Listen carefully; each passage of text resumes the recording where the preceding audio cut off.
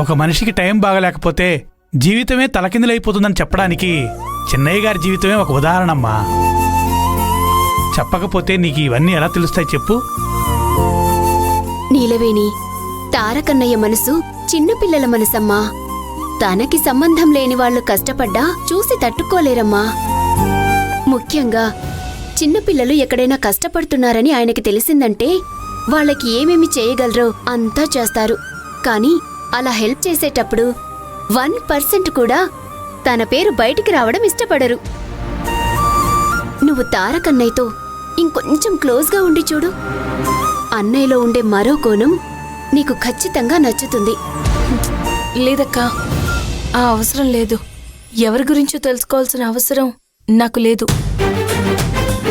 ఇప్పుడు ఒకరి మీద ఒకరికి మంచి అభిప్రాయం ఉంది. ఇలాంటప్పుడే నేను ఇక్కడి నుంచి వెళ్ళిపోవాలి. అదే అందరికీ మంచిది. ఇందుకేనమ్మా నీ మీద నాకు కోపం వచ్చేది. ఇదిగో జ్యోతి, నువ్వు నేనేం మాట్లాడుతున్నావు, తనే మాట్లాడుతుందో చూడు.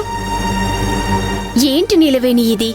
అన్నయ్య గురించి ఇన్ని మంచి విషయాలు తెలిసాక కూడా సంతోషపడాల్సింది పోయి నువ్వింక ఊరికి వెళ్ళిపోవాలని అనుకుంటున్నావేంటి? ఎందుకంటే నా సంతోషం అక్కడే ఉంది కదక్కా. అవునవును, నీ సంతోషమంతా అక్కడే ఉందిలే. నిన్నెప్పటికీ మార్చలేము. దేవుడు పైనుంచి కాసుల వర్షం కురిపిస్తున్నప్పుడు ఎవరైనా జీవితాన్ని సంతోషంగా మార్చుకుంటారు. కానీ నువ్వు నాకవేం వద్దన్నట్టు పట్టుబట్టుకొని కూర్చున్నావు.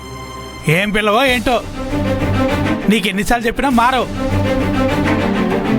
నీలవేణి, జీవితంలో అందరికీ అనుకున్నది జరగడం లేదు, నచ్చింది దొరకడం లేదు.